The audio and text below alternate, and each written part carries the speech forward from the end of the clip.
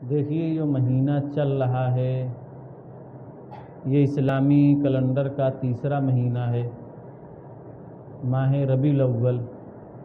یعنی اسی مہینے میں ہم سب کے آقا حضرت محمد عربی صلی اللہ علیہ وسلم کی ولادت باسعادت ہوئی۔ دیکھیے جب بھی نبی کا نام آئے تو زبان سے درود شریف پڑھنا چاہیے۔ حدیث میں کہا گیا ہے جب جس کے سامنے اگر نبی کا نام لیا جائے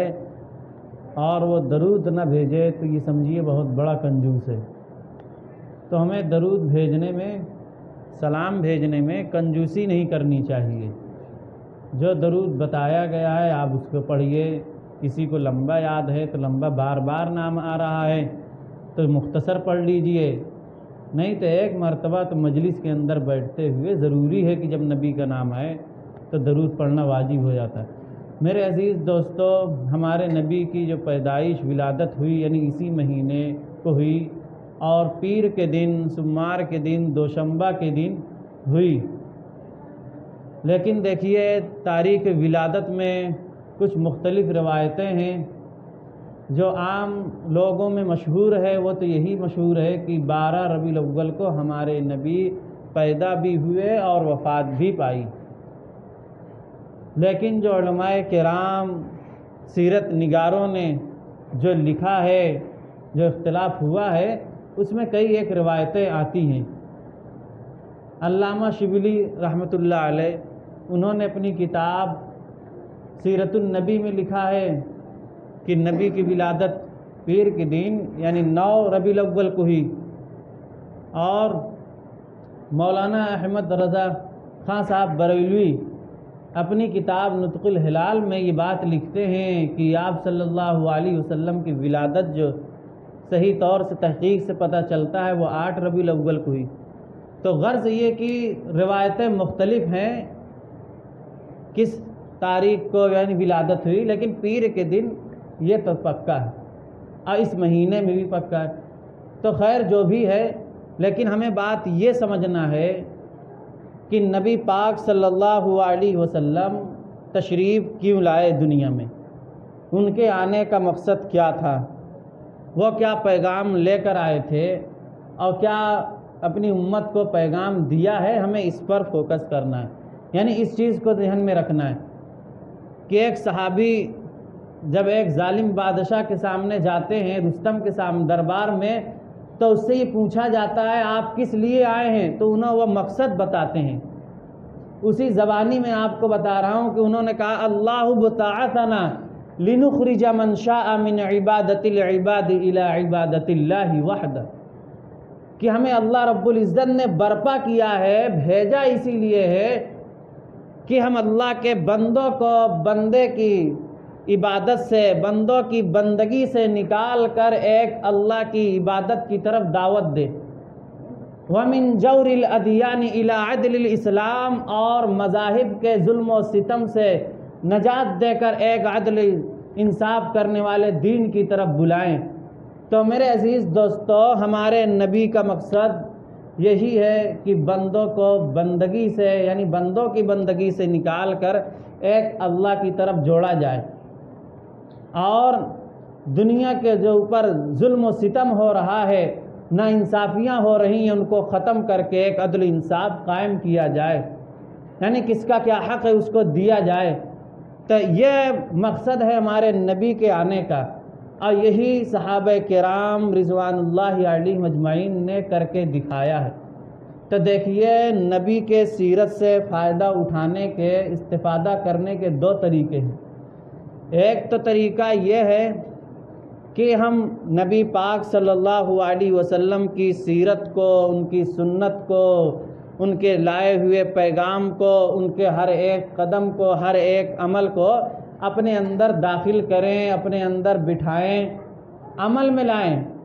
یعنی آپ نے جو چیزیں بتائی ہیں ان کو اپنی عملیات میں لائیں کہ ہماری زندگی کیسی ہونی چاہیے، ہماری گھریلو زندگی، باہری زندگی، بازاری زندگی، معاملاتی زندگی، یہ سب کر کے دکھایا ہے کیسی ہونی چاہیے۔ یعنی عین سنت کے مطابق، شریعت کے مطابق، اس اعتبار سے کہ لوگ یہ سمجھیں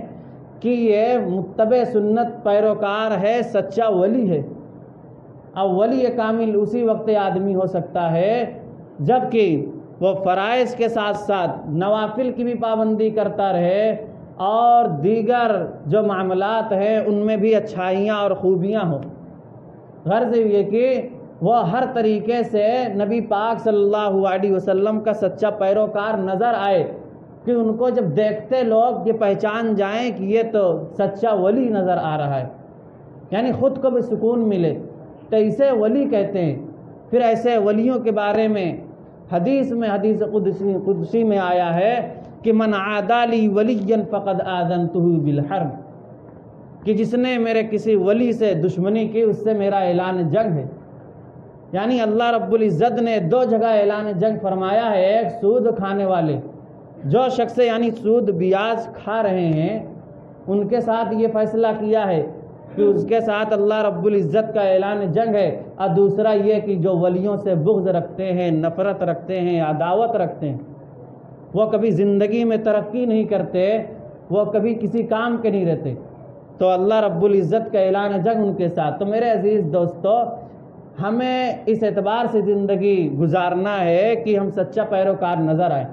اور دوسرا استفادہ کی بات یہ ہے کہ یعنی نبی پاک صلی اللہ علیہ وسلم کی سیرت کو، ان کے اقوال کو، ان کے افعال کو، ان کی چیزوں کو لوگوں میں بیان کیا جائے۔ جب بھی موقع لگے ان کی سیرت کو لوگوں کے سامنے رکھا جائے کہ آپ صلی اللہ علیہ وسلم کی زندگی اس طرح تھی، ان کی گھریلو زندگی، ان کی بیٹیاں اور بہنیں ان کی کس طرح رہتی تھی،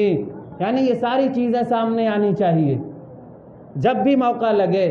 تو جب سامنے آئے گی ہم لوگوں کے سامنے، تبھی تو ہم اس اعتبار سے خود بھی عمل کریں گے اور گھروں میں بھی بتائیں گے کہ ہماری ماں بہنیں کیسے، کس اعتبار سے شریعت پر چلیں، کہ پردے کا خاص اہتمام ہونا چاہیے، اور اس اعتبار سے کہ بھائی غیر محرم کی نظر اپنے اوپر نہ پڑنی چاہیے، حتی الامکان کوشش کرنا چاہیے ان چیزوں پہ۔ لیکن ان چیزوں پر توجہ بالکل نہیں ہوتی، یہ تو ایک عام سی بات نظر آنے لگی۔ تو میرے عزیز دوستو، یہی زندگی کا اصل مقصد ہے۔ اور اگر ہم یہ چاہیں کہ نبی کی ولادت کا وقت آیا ہے، سمے آیا ہے، تو ہم خوشی منانے کے اعتبار سے دنیا بھر کے کام ہے جو کیے جائیں، جو عام طور سے لوگ کرتے ہیں، تو دیکھیے میرے محترم بزرگوں دوستو، ان میں ایک تو فضول خرچی بھی ہے، اور قرآن نے فضول خرچ کرنے سے منع فرمایا کہ فضول آدمی، یہاں تک کہ شادی بیاہ میں بھی فضول خرچ کرنے سے منع کیا گیا۔ اگر اسی پیسے کو ہم کسی غریب کو، کسی بیوہ کو، کسی یتیم کو، ہم نے بے سہارا کو سہارا دے دیا، تو یہی پیسے کل آخرت میں ہمارے کام آئیں گے۔ کبھی آپ نے ایک موٹی مثال دیتے ہیں، کبھی آپ نے ایسا کیا سنا ہے کہ مرید ہو رہے ہیں اس سے، یعنی اس کو اپنا پیر مان رہے ہیں، جو جتنا زیادہ خوشی منانے میں جتنا زیادہ انتظام کر رہا ہے، بلبیں لگا رہا ہے، لائٹ لگا رہا ہے، ہر طریقے سے کہ نبی کی آمد ہے، تو لوگ اس سے یہ کہہ رہے ہیں یار یہ ولی ہے۔ کیونکہ یہ نبی کی ولادت پر بہت ساری خوشیاں منائی، اسے ولی بھی نہیں کہتے۔ ولی تو اسی کہتے ہیں جو ہم نے پہلے بتا دیا ہے۔ تو میرے محترم بزرگوں دوستو، یہ چھوٹی غلطیاں ہیں، انہیں ہمیں سمجھنا ہے، اصل مقصد کو نبی کے آنے کو سمجھنا ہے، تبھی کامیابی ملے گی۔ اللہ رب العزت کہنے اور سننے سے زیادہ عمل کی توفیق۔ دیکھیے یہ مہینہ